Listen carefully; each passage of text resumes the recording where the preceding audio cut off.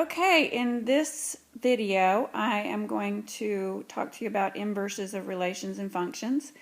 And before I do, I kind of want to do a preliminary, just making sure you understand what the word inverse means. And we've seen that word used when solving equations. For example, if when solving an equation we've added a number, we would have to use the inverse operation of subtraction to continue solving. So again, for every forward motion there's a backwards motion, so to speak. So with adding, the inverse is subtracting, and vice versa. With multiplying, the inverse is dividing. With taking the square of something, you take the square root to undo it. So in mathematics, for every operation, there is something that undoes it. So hence, inverses of relations and functions is a little bit different in that we're not solving an equation, but taking a look at there's three different ways to take a look at relations and functions. So let's just remind ourselves that with functions we have a domain and range. So I'm going to pretend like we have an island here, and we're going to take a set of ordered pairs and we're going to input them into this vehicle, and the output value will be the range, and so we'll be mapping numbers. So again, let's just remind ourselves, when we plug in the number 2 into this vehicle, the output value is 7, and so the output values will be put on the second island, which is the range. Okay, so again, these are a set of ordered pairs on this graph would be 2, 7. All right, we're going to try other numbers because we have an infinite number of passengers that can travel through this equation. So let's take a look at a second x value, that being 3. And again, when you input 3 into this vehicle, 2 times 3 plus 3 is 9. And so we're going to drop the 9 off over here. And we're going to use 0, and 2 times 0 plus 3 is 3. And so you can see the point. The point is we're getting all these ordered pairs, one being the domain and one being the range. Now, how would we inverse that? What would be our vehicle, our equation, to get these back to their original counterpart? For example, 7 and 2, if we input the 2 into this vehicle, we got 7. What equation will take the 7 into it and produce a 2? So it certainly isn't this equation.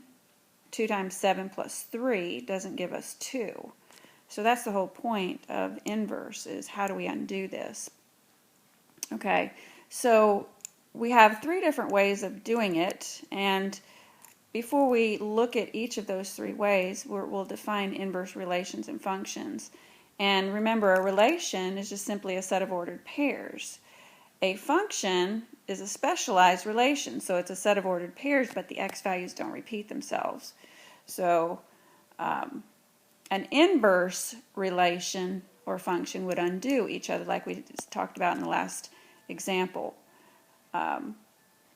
So this might be a new concept for you, I don't know. Some of you might be familiar with it, but a one-to-one function is a set of ordered pairs in which the x or the y values don't repeat.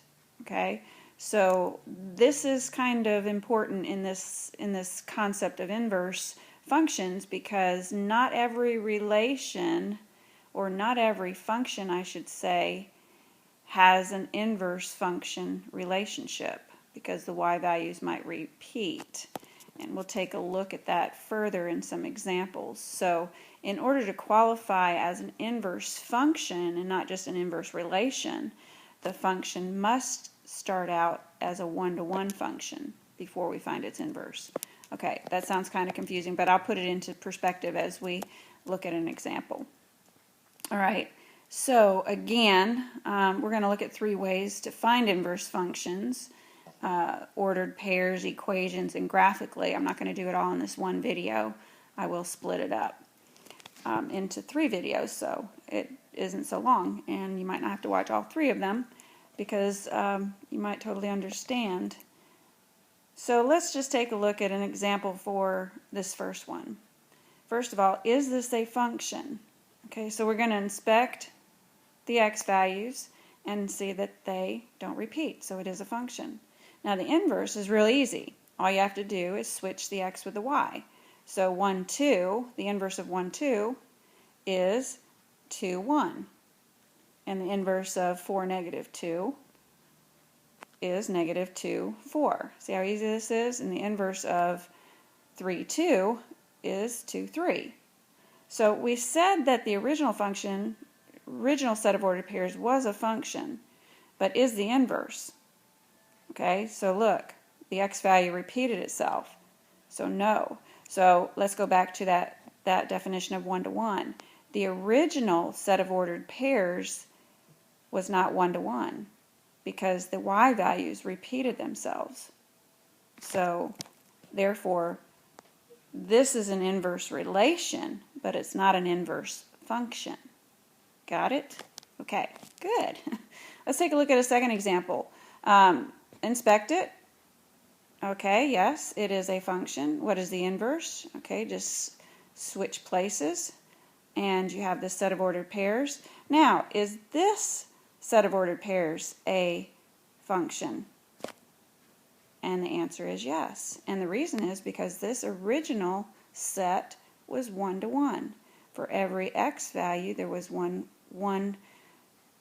x value. The x values did not repeat, and the y values did not repeat. So hence, the inverse relation is also a function. All right, there you go. I will conclude this video at this point and pick you up where I left off on the second method.